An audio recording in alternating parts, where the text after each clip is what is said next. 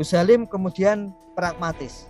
Kita mulai dari mana dan menuju kemana ketika meningkatkan kapasitas pendamping, terutama tenaga pendamping profesional.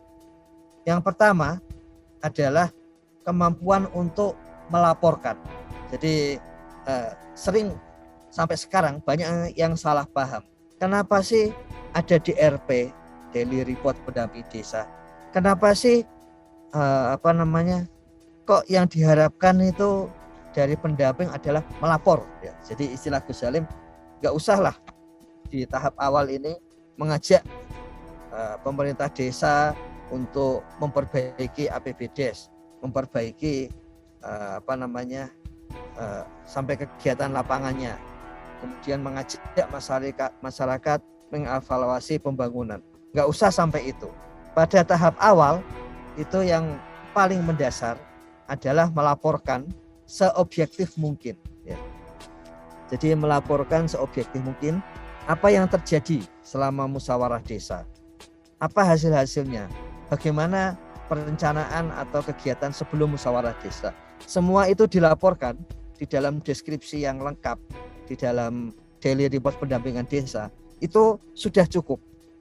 Itu sudah cukup ya. Jadi kapasitas pertama itu yang diharapkan itu adalah melaporkan dengan sedetil mungkin dan seobjektif mungkin. Mengapa itu cukup?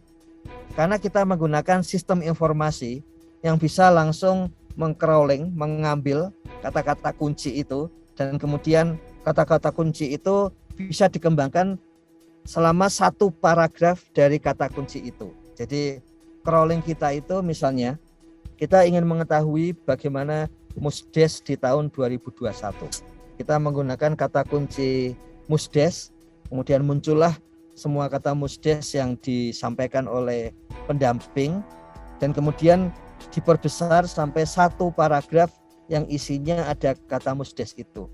Dan dari situlah kemudian kami di Kementerian Desa mendalami bagaimana Musdes dilaksanakan di 74.961 desa.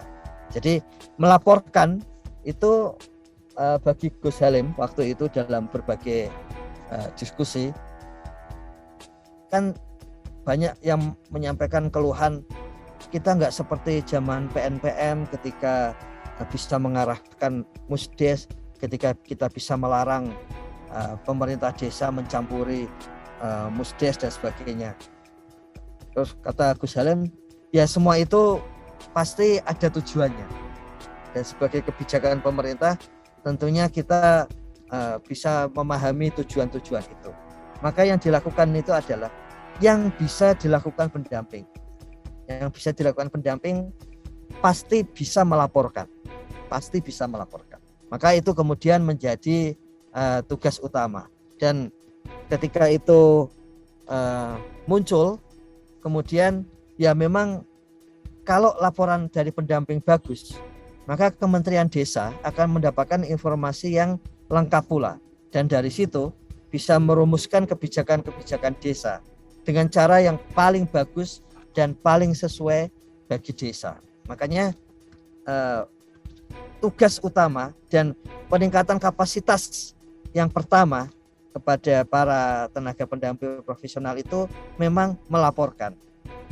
Kemudian yang kedua adalah ketika pendamping sudah melakukan peningkatan kapasitas mandiri, maka pendamping seharusnya mulai bisa mengusulkan, membuat rekomendasi kepada semua pihak, entah itu masyarakat, kepada pemerintah desa, pemerintah kabupaten, kecamatan, kepada Kementerian Desa, kepada legislator yang ada di desa, itu memberikan usulan atau rekomendasi.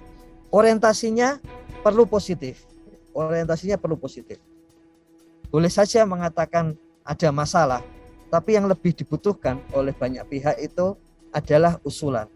Ini sebetulnya kaidah dari pendampingan partisipatori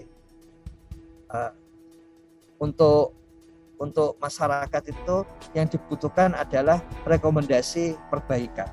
Jadi jangan terlalu pandai mencari masalah, tapi harus lebih pandai mencari solusi atau Itu salah satu kaidah di dalam pendampingan partisipator seperti itu. Dan kemampuan berikutnya kalau itu sudah mulai dirasakan ketika masyarakat, warga mulai merasakan bahwa rekomendasi itu ternyata ada benarnya, rekomendasi itu ternyata bermanfaat, maka tahap berikutnya memang adalah kapasitas, kemampuan pendamping untuk bisa mengajak berpartisipasi atau berkolaborasi. Dan ini penting kita mencatat sudut pandang Gus Halim bahwa partisipasinya itu adalah partisipasi yang sifatnya partisipasi karena kemudian bagaimana kalau dibuat kebijakan sehingga mau tidak mau mereka harus ikut.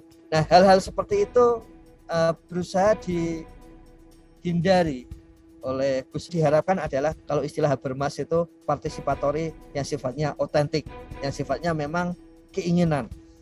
Sehingga kita kenal kata-kata kunci yang digunakan oleh Menteri Desa di dalam berbagai keputusan beliau itu adalah relawan. Ada banyak yang mengkritik nanti dengan adanya relawan tidak bisa dibayar dan sebagainya. Tapi memang tujuannya adalah memperoleh partisipasi yang otentik, partisipasi yang sukarela. Maka mengajak partisipasi dan kolaborasi kerjasama ini itu memang mengajak secara sukarela. Makanya kemudian istilahnya adalah relawan. Bahkan ketika Permen Desa 2020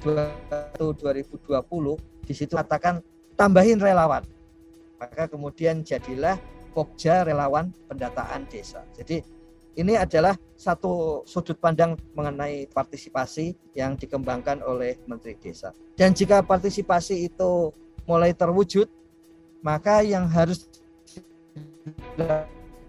yang pertama adalah bekerja bersama desa, bekerja bersama siapa saja sekaligus mengajak partisipasi dari berbagai masyarakat.